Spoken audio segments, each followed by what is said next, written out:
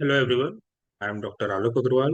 और इस वीडियो में हम कंटिन्यू करेंगे अपने प्रेशर मेजरिंग इंस्ट्रूमेंट, जिसमें सेकंड कैटेगरी को हम डिस्कस करेंगे, दैट इज मैकेनिकल गेजेस।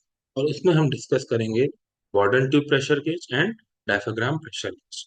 इसके पहले वीडियो में हमने देखा था मैनोमीटर्स के बारे में, उसी को कंटिन्यू कर रहे हैं। Next is mechanical gauge. तो स्टार्ट करते हैं। सबसे पहला मैकेनिकल गेज और सबसे इंपॉर्टेंट, बॉर्डन ट्यूब प्रेशर गेज। ये जो बॉर्डन ट्यूब प्रेशर गेज होता है, ये एक टाइप का गेज प्रेशरिंग मेजरिंग इंस्ट्रूमेंट होता है, जो कि सबसे ज्यादा पॉपुलर मैकेनिकल गेज में आता है हमारा बॉर्डन ट्यूब प्रेशर गेज। ये गेज जो है ये प्रेशर मेजर करता है गैस के लिए भी और लिक्विड के लिए भी। इस प्रेशर गेज को हम मैकेनिकल प्रेशर मेजरिंग इंस्ट्रूमेंट भी बोलते हैं, क्योंकि इसको ऑपरेट करने के लिए उनको किसी भी प्रकार की कोई भी इलेक्ट्रिकल पावर या एक्सटर्नल पावर की जरूरत नहीं पड़ती। इसका जो ऑपरेटिंग रेंज होता है वो 0.6 बार से लेके 7000 बार तक होता है। तो ये कम प्रेशर से बहुत ज्यादा हाई प्रेशर मेजरिंग इंस्ट्रूमेंट भी इसको हम कहा जा सकता है, इसको हम कहते हैं। इसके कंस्ट्रक्शन में हम देखेंगे, इसके कंस्ट्रक्शन में सबसे पहला और सबसे इम्पोर्टेंट जो कंपोनेंट है वो है एक इलास्टिक ट्यूब, जो कि थिन वॉल्ड की इलास्टिक ट्यूब होती है, जिसका cross sectional area Oval shape का होता है। वो जो थिन वॉल्ड इलास्टिक ट्यूब होती है वो एक साइड से फील्ड होती है, ठीक। और वो जिस साइड से फील्ड होती है उधर पे एक मैकेनिज्म लगा होता है, जो एडजस्टेबल लिंक और ट्रैक एंड पिनियन अरेंजमेंट के थ्रू उस एक पॉइंटर उसमें कनेक्ट। ये जो ट्यूब होती है ये जनरली या तो फॉस्फोर ब्रॉन्ज से बनी होती है, या स्टील से, या फिर बेरिलियम कॉपर से बनी, ठीक। जो इसका अदर एंड होता है, जो इसका दूसरा एंड होता है, इसका हमारे non circular cross sectional area जिसका ओवल शेप है, उसका जो दूसरा एंड होता है वो फिक्स होता है, जहां से हमको जो भी फ्लूइड है उस वो हाई प्रेशर फ्लूइड जहां से आने वाला है, ठीक। तो वो एक सॉकेट में फिक्स होता है with the help of either soldered और वेल्डेड। मतलब ये जो दूसरा एंड है इसको हम या तो इस सॉकेट के साथ वेल्ड कर देते हैं या फिर सोल्डर कर देते हैं। और यहाँ से ही जिस भी फ्लूइड का हमको प्रेशर मेजर करना है, वेदर इट इज लिक्विड और वेदर इट इज गैस, यहाँ से वो फ्लूइड आता है और इस पूरे ट्यूब में मूव करता है। ये जो लाइट मैकेनिज्म है जहाँ पे रैक एंड पिनियन अरेंजमेंट है, ये एक एडजस्टेबल लिंक भी होती है यहाँ पे। और इसके ऊपर एक पॉइंटर लगा होता है, जो पॉइंटर आपको दिख रहा है वो डिफ्लेक्ट होके हमको रीडिंग देता है। अब देखिए, इसकी हम वर्किंग प्रिंसिपल पे बात करते हैं। तो एक फ्रेंच इंजीनियर हुए ह्यूगन बॉर्डन, उन्होंने इस प्रिंसिपल को लिया कि अगर किसी एक इलास्टिक ट्रांसड्यूसर में, जिसको हम यहाँ पे बॉर्डन ट्यूब बोल रहे हैं, अगर इसमें हम प्रेशराइज करेंगे, इसको प्रेशर करेंगे, तो ये डिफ्लेक्ट होगा। और उन्होंने इसी डिफ्लेक्शन को प्रेशर के रिस्पेक्ट में क्या किया, प्रोपोर्शनल कर दिया।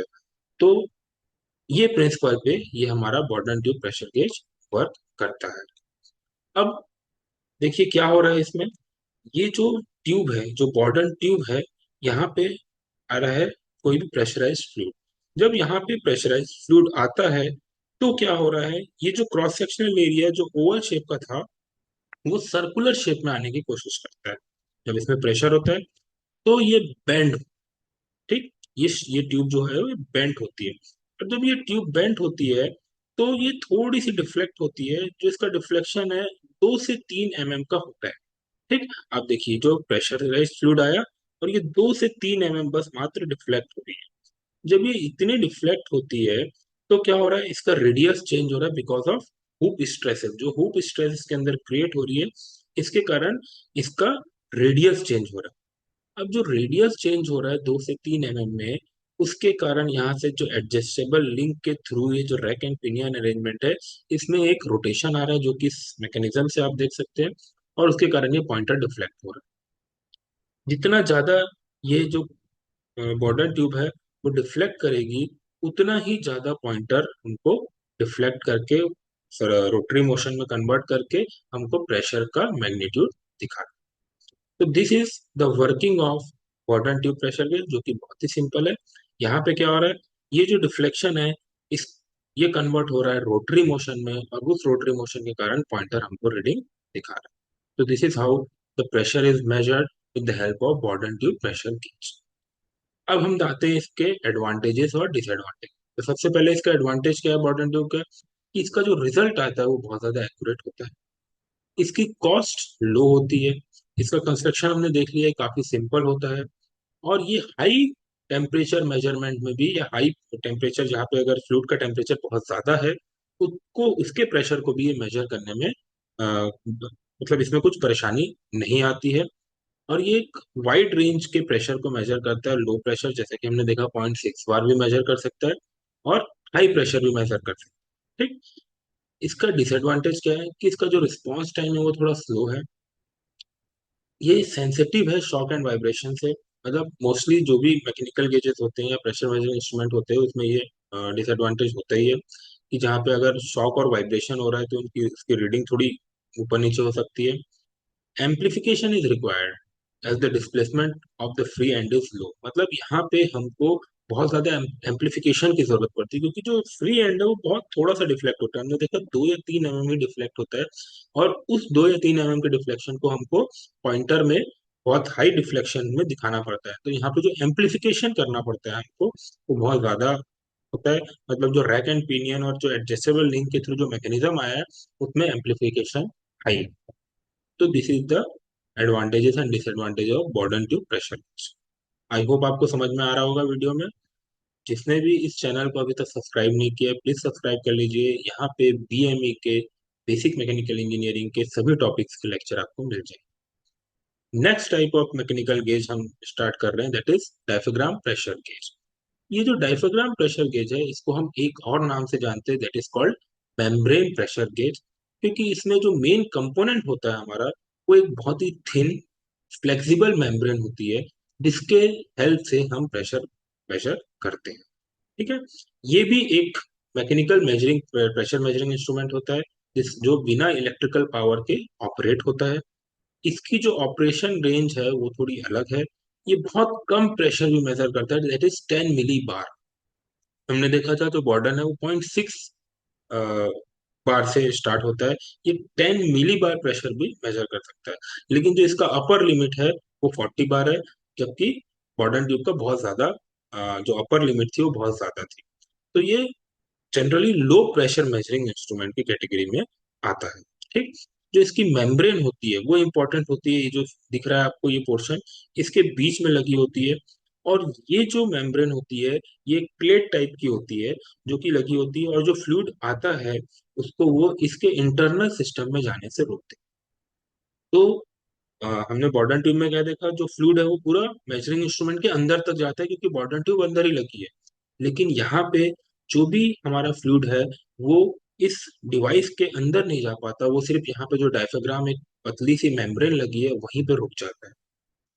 तो इसका फायदा क्या होता है, कि हम इस इंस्ट्रूमेंट से जो फ्लूइड है जो कि कोरोसिव है या पॉल्यूटेड है, उस फ्लूइड को का भी प्रेशर मेजर कर सकते हैं, क्योंकि ये सिस्टम के या मेजरिंग इंस्ट्रूमेंट के अंदर नहीं जा रहा है। अगर ये मेजरिंग इंस्ट्रूमेंट के ऐसा फ्लूइड अंदर जाएगा तो हो सकता है वो मेजरिंग इंस्ट्रूमेंट को खराब कर दे। लेकिन यहाँ पे वो हम उसको अंदर जाने नहीं दें। बॉर्डन ट्यूब से हम बहुत ही ज्यादा कोरोसिव या पॉल्यूटेड फ्लूइड का प्रेशर मेजर नहीं कर सकते। ठीक। नेक्स्ट अब हम आते हैं इसके कंस्ट्रक्शन में। इसके कंस्ट्रक्शन में देखिए क्या है। एक डायफ्राम ट्यूब है, जो आपको दोनों फिगर में दिख रही होगी। ये डायफ्राम एक प्लेट टाइप की होती है, पतली सी। वो दो फ्लैंज के बीच में लगी होती है। दो फ्लैंज, अपर वाले को बोलते हैं हम टॉप फ्लैंज, और नीचे वाले को हम बोलते हैं बॉटम फ्लैंज। वो दो फ्लैंज के बीच में लगी होती है, और वो दो फ्लैंज फिक्स होता है विद द हेल्प ऑफ नट। ठीक। ये फिक्स्ड स्क्रू से हमने उसको फिक्स कर दिया। अब ये जो फ्लैंज है, इसके ऊपर एक बॉयल जॉइंट के थ्रू एक लिंक लगा हो। एक लिंक, इसको हम मेन लिंक बोलते हैं। ये लिंक दोनों फिगर में आप देख सकते हैं, ये लाइन डायग्राम है और ये कलर्ड फिगर दिखाया है हमने। इसका जो लिंक है वो एक साइड से कनेक्ट होता है बॉयल जॉइंट से, और दूसरा साइड इसका कनेक्ट होता है एक मैकेनिज्म से। ठीक। वो मैकेनिज्म जो कनेक्ट होता है, इसको हम क्वाड्रेंट बोलते हैं। और वो क्वाड्रेंट में जहाँ पे कनेक्ट होता है वहां पे एक एडजस्टेबल स्क्रू भी होता है। और ये जो क्वाड्रेंट है वो एक साइड से फिक्स्ड पिवट के थ्रू लगा भी होता है। ठीक। तो इस पिवट के थ्रू रोटेट हो सकता है।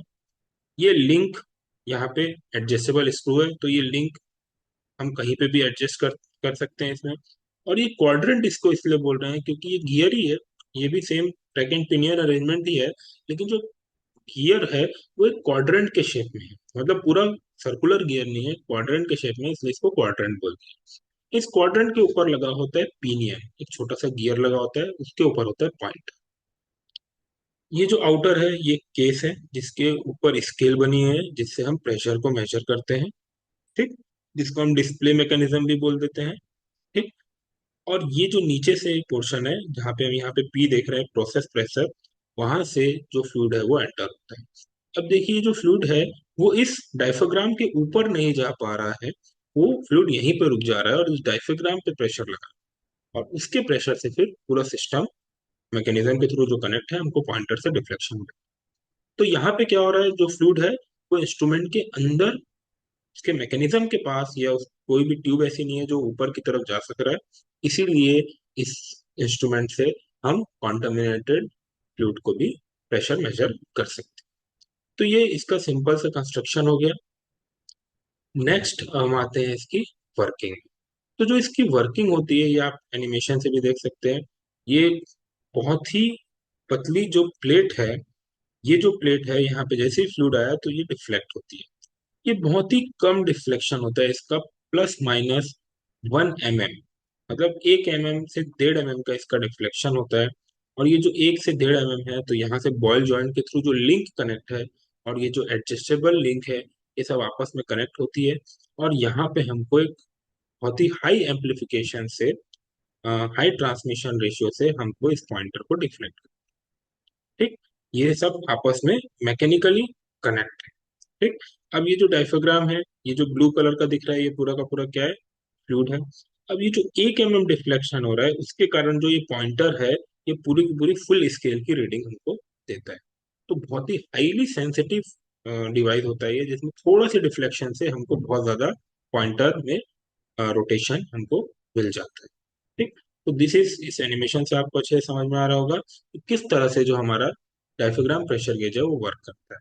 ये ऊपर गया, ये लिंक के थ्रू इस एडजस्टेबल लिंक को उसने उठाया, जैसे ये लिंक उठा जो हमारा क्वाड्रेंट गियर है वो रोटेट हुआ, वो रोटेट होने के कारण इस पिनियन को रोटेट किया, और ये पिनियन ने हमको, ये जो पॉइंटर है हमको एक रीडिंग दिखा रहा है। तो जितना ज्यादा डिफ्लेक्शन होगा उतना ज्यादा यहाँ पे रोटेशन आएगा, और जितना ज्यादा रोटेशन आएगा उतनी ज्यादा रीडिंग हमको यहाँ पे।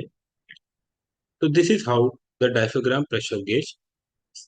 नेक्स्ट जब हम आते हैं इसकी एडवांटेजेस और डिसएडवांटेजेस, तो सबसे बड़ा एडवांटेज हमने देखा कि बहुत छोटा सा डिफ्लेक्शन होता है इसमें, मैक्सिमम 1 mm का डिफ्लेक्शन होता है और फुल स्केल रीडिंग मिलती है। तो ये बहुत ही ज्यादा सेंसिटिव है और बहुत छोटे से प्रेशर को भी मेजर करता है, और प्रेशर को मेजर ये बहुत जल्दी करता है।